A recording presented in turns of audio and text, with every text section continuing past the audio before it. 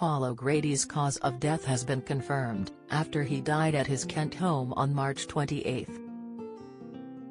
The 67-year-old's death certificate reveals that he died from sudden cardiac arrhythmia.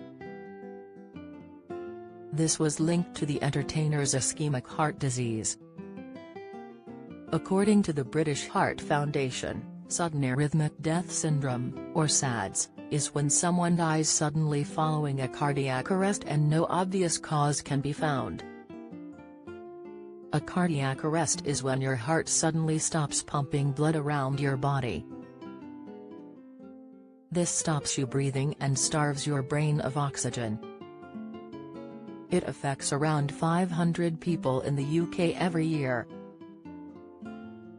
According to the document, this was brought on by Paul's coronary heart disease. This happens when arteries are narrowed, and less blood and oxygen can reach the heart muscle. The certificate, obtained by The Express, showed longtime friend and former PA and agent, Joan Marchion's, registered the entertainer's death 6 days after he died at home. Don't miss.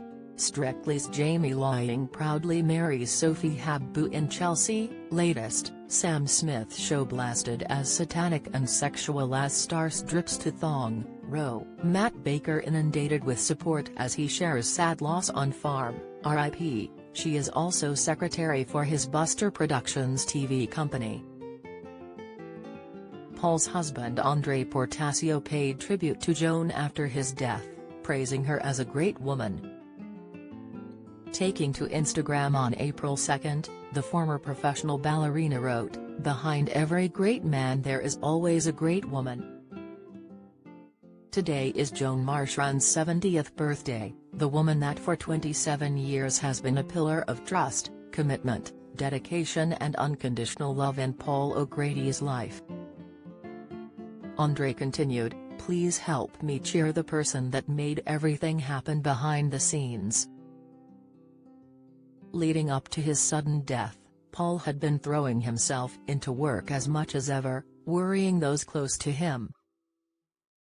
He was known to have suffered a series of health issues in the years before his death, including several heart attacks and a serious COVID infection. Close friend of 40 years, Christopher Biggins, previously told the Mirror Paul was like a teenager as far as his health was concerned. He didn't listen. The 74-year-old recalled to The Sun, "About 15 years ago we were staying with Scylla in Spain. Paul had his heart problems already and had been told not to smoke or indulge in alcohol too much.